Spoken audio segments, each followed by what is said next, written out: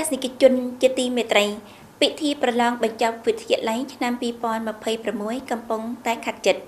នៅតាមបណ្ដាសាលាជនជាតិអន្តរជាតិសាសក្នុងតំបន់វាលរៀបទន្លេគូឡុងបរិយាកាសរំលឹកមេរៀនកំពុងប្រព្រឹត្តឡើងយ៉ាងរៀបរយនិងពោរពេញទៅដោយការបដិញ្ញាចិត្តខ្ពស់ដោយការយកចិត្តទុកដាក់របស់លោកគ្រូអ្នកគ្រូ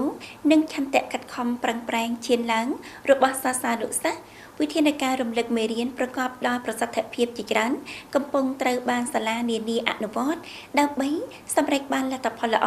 ក្នុងការប្រឡងនាពេលខាងមុខកំណត់ត្រានៅសាលាមធ្យមសិក្សាបំពេញវិជ្ជាបាលីណាំបូនិងសាលាជនជាតិអន្តរជាតិសាសវិនគឺពិធីប្រឡងបញ្ចប់វិទ្យាល័យឆ្នាំ2026សាលាមធ្យមសិក្សាបំពេញវិជ្ជាបាលីណាំបូមានសមណៈសិស្សចៅឈ្មោះ27ព្រះអង្គ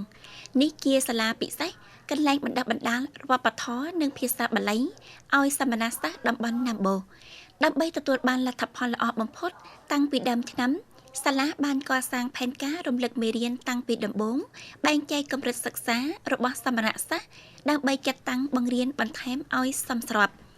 បណ្ដាក្រុមជំនាញប្រមូលផ្ដុំពង្រឹងចំណេះមូលដ្ឋានលុតដំបំណិនធ្វើមេរៀនតាមប្រព័ន្ធវិញ្ញាសាប្រឡងថ្មី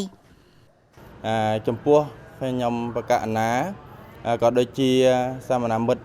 គ្រប់ព្រះអង្គនៅក្នុងថ្នាក់មិនមែនថាសិក្សាឬមួយចំពោះតែលោកគ្រូអ្នកគ្រូដែលបញ្យល់មេរៀនតែប៉ុណ្ណោះទេក៏មានសិក្សាក្នុងក្រុមទៀតផងក៏ដូចជានៅទីកន្លែង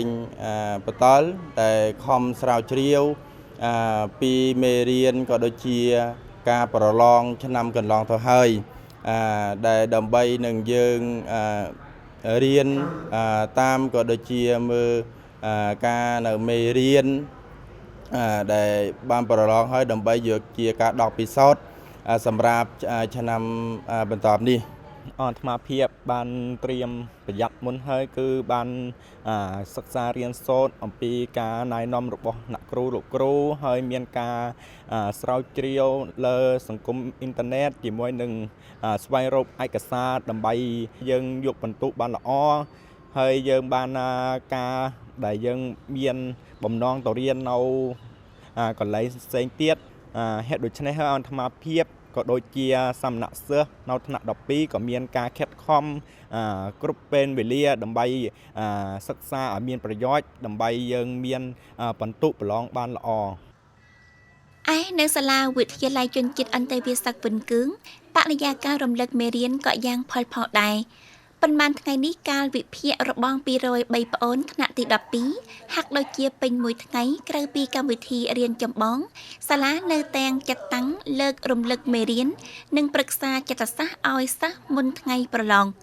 ជាពិសេសសិស្សបានណែនាំបំណាន់គ្រប់គ្រងពេលវេលាវិធីសាស្ត្រដោះស្រាយសំណួរអនុវត្តដើម្បីបង្កើនលទ្ធភាពសម្រេចពិន្ទុបង្គួរនិងពូកែការប្រឡងកម្មវិធីនឹងជាការប្រឡងសំខាន់របស់សិស្សានុសិស្សនឹងហើយក្នុងការរៀនសូត្រមានអ្វីពិបាកក៏រឿងនៅឆ្ងល់លោកគ្រូអ្នកគ្រូនឹងត្រៀបខ្លួនជានិច្ចជួយអូនដោះស្រាយដើម្បីការរៀនសូត្ររបស់បងប្អូនបានល្អជាងក្រៅពីរៀនក្នុងថ្នាក់ហ្នឹងបងអូនពេលទៅបន្ទប់ក៏រៀនជាមួយគ្នាយ៉ាងច្រើនទុកដោះស្រាយអ្វីបងអូននៅឆ្ងល់ឬក៏នៅខ្វះដើម្បីទុករៀបចំបានល្អកម្មវិធីប្រឡងចិត្តដល់នេះក្រៅពីលោកគ្រូអ្នកគ្រូដែលបានបង្រៀនលើថ្នាក់អូនក៏បានរកនិងស្វែងយល់បន្ថែមនៅមេរៀននៅប្រព័ន្ធបណ្ដាញសង្គមអនឡាញដូចជាទំព័រ Google Facebook ជាដើមដើម្បីរកថែមនៅចំណេះវិជ្ជាមានចម្លើយបានហ្មត់ចត់និងយកបានបន្ទូលខ្ពស់ល្អដើម្បីប្រឡងឲ្យបានលទ្ធផលខ្ពស់ដើម្បីលើកកម្ពស់គុណភាពពិធីប្រឡងសាលាវិទ្យាល័យជនជាតិអន្តរជាតិសាសវិនគឺបានកសាងផែនការរំលឹកមេរៀនតាមដំណាក់កាលទន្ទឹមនោះចាត់តាំងវិតម្លៃសមត្ថភាពសិស្សឆ្លងតាមពិធីប្រឡងសាសដើម្បីបំពេញចំណេះវិជ្ជាឲ្យប្អូនៗនៅខ្សោយក្រៅពីនេះសាលាបានអនុវត្តវិធីសាស្ត្ររំលឹកមេរៀនរៀនបន្ថែមទាន់ពេលចំពោះក្រុមមុខសញ្ញាសិស្សនីមួយៗសំដៅជំនួយបងប្អូនទំនុកចិត្តឈានចូលពិធីប្រឡង ទ Thì vừa qua thì chúng tôi cũng đã lên cái kế hoạch ôn thi. កន្លងមកយើងខ្ញុំបានឡើងផែនការរំលឹកមេរៀនប្រឡងបញ្ចប់វិទ្យាល័យយើងខ្ញុំចែកជា2ដំណាក់កាលទី1ចាប់ផ្ដើមពីឆមាសទី2ទោះបីកម្មវិធីនៅរៀនធម្មតាឡើយប៉ុន្តែយើងខ្ញុំបង្កប់ការរាល់គ្រូបង្រៀនផ្ទាល់បង្រៀនអស់ជំពូកណាគឺពង្រឹងចំណេះជំពូកនោះភ្លាមហើយដំណាក់កាលទី2វិញសពថ្ងៃកំពុងរំលឹកដល់សប្តាហ៍ទី5តាមបង្កប់ការរបស់មន្ទីរអប់រំនិងបណ្ដុះបណ្ដាលទីក្រុងឆ្លងតាមការប្រឡងសាក់មើលយើងខ្ញុំវិយតម្លៃគុណភាពនិងក្រោយនោះប្រជុំគ្រូបង្រៀនដែលទទួលបន្ទុករំលឹកមេរៀនផ្ទាល់ដើម្បីយើងខ្ញុំធ្វើស្ថិតិ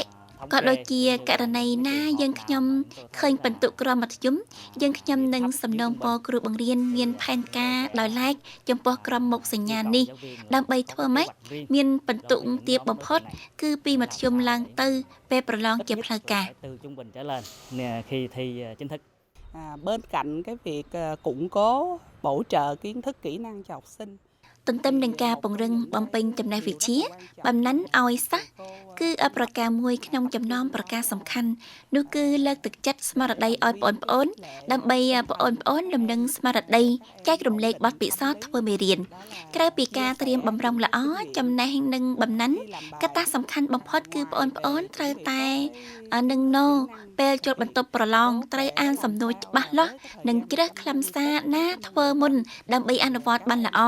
ដោយ120នាទីចំពោះវិញ្ញាសាអក្សរសាស្ត្រ hoàn thành ở cái mức là cao nhất. ពិធីប្រឡងបញ្ចប់វិទ្យាល័យឆ្នាំសិក្សា2026មិនត្រឹមតែជាព្រឹត្តិការណ៍ដ៏សំខាន់គូសសម្គាល់លទ្ធផលរៀនសូត្រក្រោយ12ឆ្នាំសម្ភារសិក្សាប៉ុណ្ណោះទេ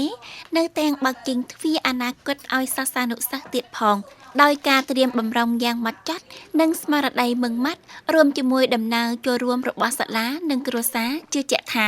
សមណសិស្សនិងសិស្សានុសិស្សសាលាបាលីណាំបូនិងជនជាតិអន្តរវាស័កវិនគឿងនឹងឈានចូលប្រឡងប្រកបដោយទំនុកចិត្តជាមួយលទ្ធផលល្អបំផុត